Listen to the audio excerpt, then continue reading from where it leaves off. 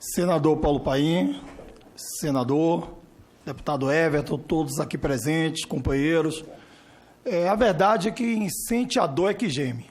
O motivo de estarmos aqui é justamente por entender que algumas mudanças são necessárias no projeto de lei, na proposta de lei, versando sobre a questão que é a reestruturação da carreira dos militares.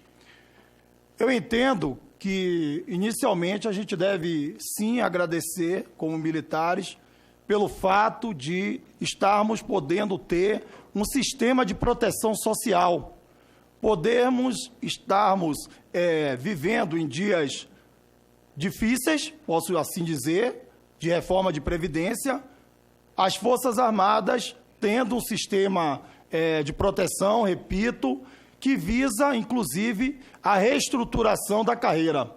Mas eu me lembro das palavras do deputado federal, senador, o presidente da Câmara dos Deputados Federais, Rodrigo Maia, quando ele dita que nenhum projeto de lei, nenhuma proposta de lei chega acabada aqui, chega pronta nessa casa. E os senhores senadores e deputados federais são os senhores as pessoas capazes de dar a estrutura correta àquilo que vem do Executivo, aquilo que vem até de iniciativa popular. E é isso que todos nós que aqui estamos esperamos dos senhores. O general Garrido, ele apresentou que essa reestruturação, o PL 1645, ele buscou alcançar a hierarquia e a meritocracia. Eu não discordo, mas eu acredito que faltou ir um pouco mais na antiguidade e na isonomia, na igualdade, na paridade. Muitas das vezes são feitas comparações de um piloto de aeronave, piloto do presidente da República, com assessorista do Senado, da Câmara dos Deputados. São comparações infelizes, ao meu sentir. Uma vez que as comparações melhores a gente tem que fazer dentro da própria força.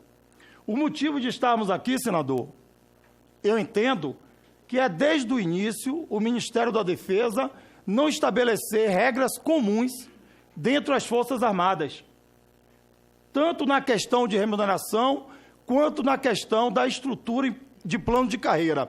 E é esse o motivo que nós estamos aqui, os militares do quadro especial, quer da Aeronáutica, quer do Exército e da Marinha. Senador, cada força legislou de uma certa forma, mas o Estatuto dos Militares é o mesmo, a MP 2215 atingiu a todos, agora o PL também serve para todos. Nós tivemos, ao longo dos anos, 80, 81, 82, a inclusão do quadro especial nas Forças Armadas. Como bem disse aqui o Gonçalves, isso foi uma necessidade das Forças Armadas. Olhar para o presente e dizer o seguinte, olha, carteira D é muito fácil, especialista na área de computação, datilógrafo, é tudo muito fácil, pessoas que vão construir nas estradas, é muito fácil. Essa não era a realidade nos anos 80. Não era e nunca foi. Eu servi por 6 anos na fronteira em São Gabriel da Cachoeira, onde eu fiz o curso de guerra na selva. Os militares que lá eu encontrei eram justamente, senador, do quadro especial, construindo muros, basicamente todos eles que estavam povoando aquela região. Detalhes que poucos sabem. Eles foram lá designados para permanecer durante 15 anos. 15 anos sem ter transferências, 15 anos sem levar família. Por óbvio, a grande maioria contraiu família nessas regiões. Então, eles têm os seus valores. E o que é que eu quero dizer? A partir do momento que foram estabilizados, como tantos outros servidores públicos, são militares de carreira e mereciam, sim, um tratamento digno, como ocorreu com os cabos do segmento feminino da Aeronáutica, que entraram em 81, por meio de um concurso interno, e permaneceram e tornaram-se de carreira. Assim ocorreu na Marinha. A Marinha, exemplo com o quadro especial, permite concurso para se chegar a subtenente. Os taifeiros da aeronáutica podem chegar a subtenente. Eu me pergunto, qual a diferença de atividades que realiza o taifeiro da aeronáutica para o taifeiro do Exército? Qual a diferença do nosso QE do Exército, o QESA da aeronáutica, para o da Marinha? O porquê que o QESA sequer chegou a segundo sargento, enquanto o QE chegou a segundo sargento, enquanto que na Marinha chegou a subtenente? Então, esse, ao meu sentir, era um dever do Ministério da Defesa ter criado algo isonômico, igualitário, com paridade para todas as forças. Mas a verdade é que ninguém quebra a marcha do tempo. E estamos aqui, senador, para apresentar o que eu chamo da reserva do possível no direito. Não temos tempo hoje para realizarmos diversas mudanças como essas que eu aqui disse. Mais uma, senador, acredito que é importante que se diga, e está nessa reestruturação a nível militares do quadro especial, na alteração da Lei 12.705 de 2012, o artigo 7º, parágrafo 1º, que é o adicional de disponibilidade. A busca é achar mecanismos que façam com que esses militares, naquela tabela, tenham também uma reestruturação. E a minha proposta seria no sentido de que esse adicional de disponibilidade, que não é cumulativo com o adicional de tempo de serviço, para os militares do quadro especial, ele seja cumulativo, acrescentando um simples aposto no artigo 7º, parágrafo 1º, exceto os militares do quadro especial. Com isso, atingiremos os militares da ativa e inativos, e tendo que o percentual deve ser estabelecido para todos os militares do QE a nível 32%, que é o nível dos suboficiais subtenentes. E eu digo isso porque, a nível etário, coronéis, subtenentes, suboficiais e os militares do quadro especial, eles têm, senador, as mesmas responsabilidades. São pais de família, não são o segundo sargento da escola de sargentos, que mal está iniciando a carreira com 10 anos de serviço, são militares com diversas responsabilidades.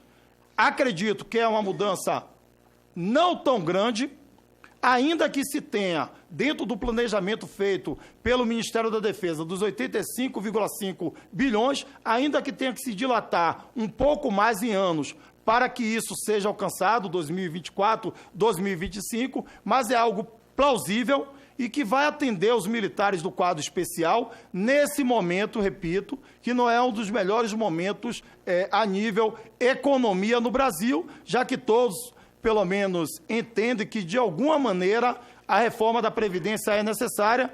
Aqui está o Senado e está a Câmara dos Deputados apenas para definir em que nível deve ser feita essa reforma, né? No caso dos militares, sistema de proteção social. Com isso, eu entendo que a gente alcança a antiguidade e isonomia. Eu tenho para mim que o PL 1645 não é ruim. Não é ruim. O PL 1645, ele dá uma possibilidade dos militares serem atendidos num sistema de proteção social há muito tempo buscado. Entendo, sim, que, de certa forma, foi buscado alcançar a meritocracia, fazer com que os militares, a nível últimos postos e últimas graduações, alcancem um nível salarial um tanto quanto mais favorável, mas ele, infelizmente, não alcançou os militares do quadro especial. Os militares de carreira, senador, eles têm verdadeiramente de buscar o crescimento profissional por meio de cursos de formação, por meio de cursos de aperfeiçoamento, por meio de cursos de altos estudos. Ora, mas esses militares do quadro especial, em regra, não tiveram essas oportunidades. Poucos tiveram que trabalham em batalhões de brigada paraquedista, batalhões de operações especiais, mas a grande massa não tiveram essa oportunidade. Então, repito, há uma necessidade, sim, dessa pequena alteração no artigo 7º, parágrafo 1º. Posto isso, eu me permito apresentar alguns pontos no PL que eu entendo relevantes sofrer algumas alterações. Na Lei 6.880, a alteração proposta do artigo 109, parágrafo 3º, quanto ao militar temporário, ser considerado inválido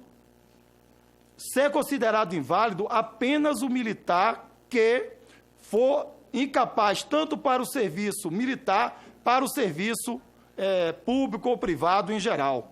Vejam só, o soldado nosso que vem a ser licenciado com essa questão, ele não vai poder ter um auxílio doença, um auxílio acidente, como acontece com o civil. Vamos jogar esse menino na rua, servindo a pátria, incapaz, do jeito que aí está, não é possível. Cabos e soldados, eles são pobres, vêm de uma massa pobre da sociedade, a não ser que sofram alteração e inclua um auxílio acidente, um auxílio doença.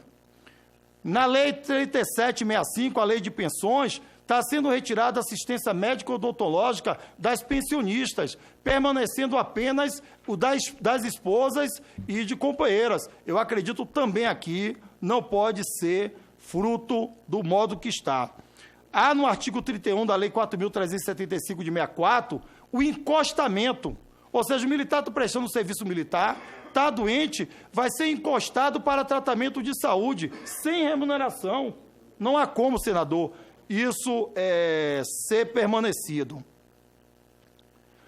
Promoções do QAO no Exército, ele sofre um problema por falta de lei de promoções. E eu entendo que há uma necessidade de termos uma lei de promoções para praças nas Forças Armadas. Então, senador, como é grande, irei apresentar ao senhor por meio de e-mail e encaminhá-lo. A nível cabos e soldados, eu sou presidente do IBARP, e aí já terminando. O Instituto Brasileiro de Apoio aos Reservistas da Pátria busca uma preocupação para com os cabos e soldados que anualmente dão baixa, saindo das Forças Armadas, em regra, com até 8 anos, ou prestando serviço militar com apenas 1 ano. Veja, esses meninos, senador, estão sendo aliciados pelo crime organizado, estão sendo aliciados por milícias, estão pertencendo a uma massa de desempregados, e o pior, massa de desempregados habilitados com armamentos, habilitados com manutenção de armamentos, habilitados com a hierarquia e disciplina. Não pensem os senhores que quem comanda crime organizado não quer pessoas disciplinadas, eles querem verdadeiramente soldados. E eu criei o Instituto em 2016 com essa preocupação, trazer capacitação e emprego para os reservistas e propor que eles sejam aproveitados na Guarda, na Força Nacional e aproveitados também na segurança pública. Também vou encaminhar ao senhor projetos que visam, a exemplo, que os reservistas não tenham que esperar até 21 anos para realizar um curso de segurança privada, possa realizar o término do serviço militar logo após os seus 19 anos. Voltarmos a ter reserva de vagas para as escolas militares, para esses reservistas das Forças Armadas, 50% de vagas, como antes existiam. E pelo princípio da simetria existente na Constituição, que os estados e municípios possam também aproveitar esses jovens por meio de reserva de vagas para as guardas municipais e polícias militares, respectivamente, municípios e estados. Com isso, e antes de apresentar aí o Instituto, que ainda me cabe 2 minutos, eu queria dizer o seguinte: quanto à gratificação de representação, ela já existia e ela sempre atendeu aos oficiais que exercem cargos de comando. De modo que eu entendo que essa gratificação de representação, a nível como está para os oficiais generais, elas não apresentam qualquer ilegalidade ao meu sentir, pois simplesmente ela já existia e já era parte composta para esses oficiais superiores.